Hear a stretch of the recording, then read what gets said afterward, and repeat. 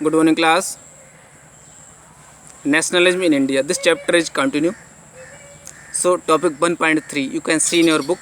I have want to explain you some main points. You can read the whole paragraph in your book. And 1.3 point is the why non-cooperation. NCM movement की बात चल रही थी. देखिए NCM, यहाँ पर तो एनसीएम लिखा है. एनसीएम होता है नॉन कोऑपरेशन मूवमेंट 1921. तो नॉन कोऑपरेशन मूवमेंट देखिए स्टार्ट हुआ 1921 में.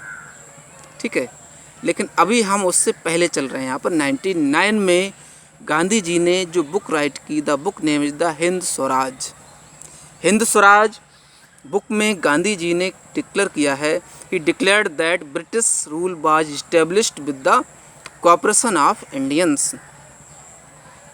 इंडियंस के कोऑपरेशन से इंडिया में ही ब्रिटिश रूल सेट इस्टेब्लिश हो पाया था, अदरवाइज नहीं हुआ. इफ़ के आगे देख क्या होना है. If Indians would not help Britishers they could not colonise our country.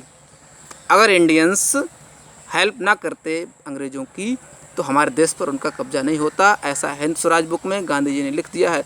तो NCM begin with the surrender of titles. अब एनसीएम की स्टार्ट जो हो रही है, देखिए surrender of titles and buyout. तो जो टाइटल्स अंग्रेज लोग इंडियंस की तारीफ में उन्हें बहुत बड़े बड़े टाइटल दे देते थे, अलग अलग उपाधि मिलती थी, अवार्ड मिलते थे, मेडल्स मिलते थे काम करने के. ठीक है, तो इस तरह इसलिए टाइटल देते थे वो कि इंडियंस अंग्रेज़ों का विरोध ना करें, उनके खिलाफ आवाज़ ना उठाएं. एंड लेकिन टाइटल को सरेंडर करना मतलब टाइटल छोड़ दिए गए. भारत के क्रांतिकारियों ने टाइटल छोड़ दिए. And buyout civil services. अब सिविल सर्विसेज को बाइकआउट किया उन्होंने. जो सर्विस थी आर्मी एंड पुलिस, आर्मी से लोग हटने लगे, पुलिस से हटने लगे, नौकरियाँ छोड़ने लगे थे, अंग्रेज़ों की नौकरी ना करने का फैसला किया. कोर्ट्स में जॉब नहीं करने लगे थे वो. Legislative councils, schools and foreign goods. तो foreign goods they decided not to use the foreign goods and they burnt in the huge bonfire on the cross roads. चौराहों पर फॉरेन गुड्स की होली जलाई जाती थी.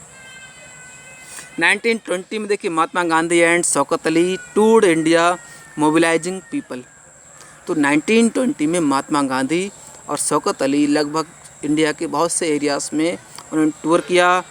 मोबिलाइजिंग पीपल को एकजुट करना, एक इकट्ठा कर रहे थे वो अंग्रेज़ों के खिलाफ, और इस मूवमेंट के बारे में एक्सप्लेन करते थे. Many Congress leaders reluctant to boycott council elections November 1920. Congress के बहुत से लीडर्स 1920 नवंबर में जो काउंसिल इलेक्शंस हो रहे थे ब्रिटिश काउंसिल के लिए, ब्रिटिश पार्लियामेंट थी इंडिया में, उसके इलेक्शंस से वो बाइकआउट नहीं करना चाह रहे थे. रिलेक्टेंट मीन्स क्या होता है, नॉट डिजायरेबल. तो intense tussle with in the Congress.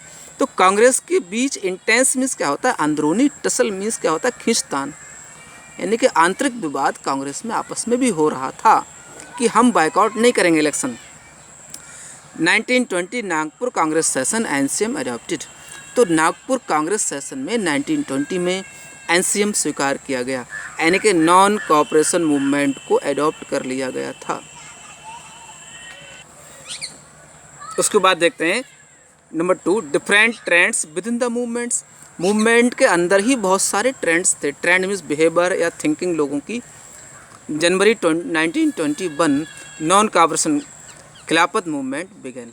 तो फाइनल डेट इसे मानेंगे हम कि एनसीएम बिगेन कब हुआ, कि नॉन कोऑपरेशन खिलाफत मूवमेंट शुरू हुआ था जनवरी 1921 में.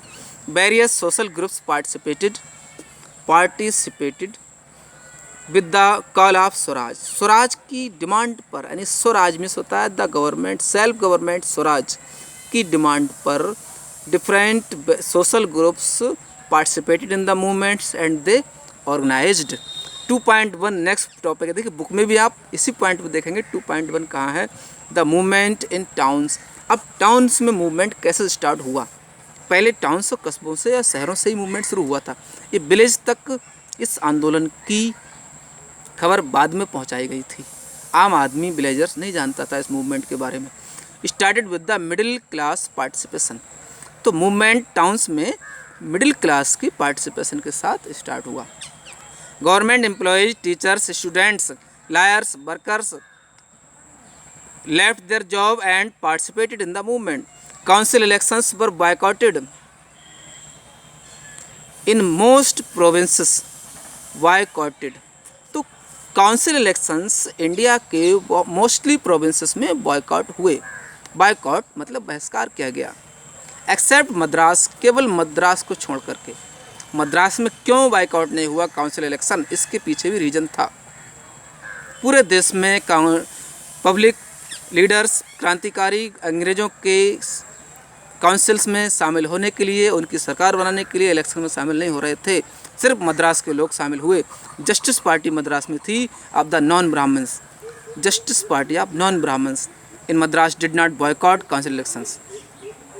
क्यों नहीं किया बॉयकॉट? क्योंकि they wanted to entering the council way to gain power. अंग्रेज़ों की वीकनेस को जानने के लिए, उनकी प्लानिंग्स को, उनके सीक्रेट्स को जानने के लिए काउंसिल में शामिल होना भी ज़रूरी था। ब्रिटिश काउंसिल में मान ली 100 मेंबर्स हैं, तो 10-20 मेंबर्स अगर इंडियन होंगे, सेलेक्ट होकर जाएंगे, MPs MLA बनकर जाएंगे, तो Indians could know the secrets of the British. तो ब्रिटिश के सीक्रेट्स को हम जान सकते हैं, उनकी प्लानिंग्स को जान सकते हैं, तभी तो हम उनको हरा सकते थे, अदरवाइज नहीं। तो मद्रास की non Brahmins party, justice party ने इलेक्शन में पार्टिसिपेट किया और मेंबर्स अपने इलेक्ट करके भेजे थे।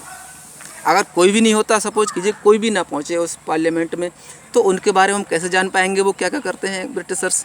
ठीक, इकोनॉमिक फ्रंट पर क्या प्रॉब्लम्स थी देखिए, ऊपर हो गया देखिए पॉलिटिकल फ्रंट। अब इकोनॉमिक फ्रंट में फॉरेन गुड्स बॉयकॉटेड। विदेशी बनी हुई चीज़ें, यानी कि अंग्रेज़ों की ब्रिटिश से बनकर आई हुई जो गुड्स थी, उनका बॉयकॉट शुरू हो गया। Liquor shops picketed. Picketed means क्या होता है? तालाबंदी, बंद कर देना है। लिक्कर की शराब की दुकानें बंद करवा दी गई जो अंग्रेज़ों की थी। Foreign clothes burnt. Foreign clothes यानी कि विदेशी कपड़ों को जलाया जाने लगा। इसके साथ और भी बहुत सारे एग्जाम्पल्स थे। इकोनॉमिक फ्रंट पर हम उनका विरोध करने लगे, यानी कि इन ईयर्स में एनसीएम मूवमेंट अपने टॉप मोस्ट पर था। पूरे देश में ज़बरदस्त लड़ाइयाँ छिड़ी हुई थी। शहरों में, बड़े बड़े शहरों में मूवमेंट्स चल रहे थे, टाउन्स में, और धीरे धीरे गांव में भी आने लगे। Import of foreign clothes halved. अब इतना हमने बायकॉट कर दिया, उनका हम ब्रिटिश गुड्स को यूज नहीं कर रहे हैं, विरोध शुरू हो गया है पूरे देश में। तो क्या हुआ? फॉरेन क्लॉथ का इंपोर्ट हाफ हो गया, यानी कि विदेशी कपड़े इंडिया में आना आधे हो गए थे। उनका बिजनेस बहुत डाउन कर दिया गया इस मूवमेंट के थ्रू।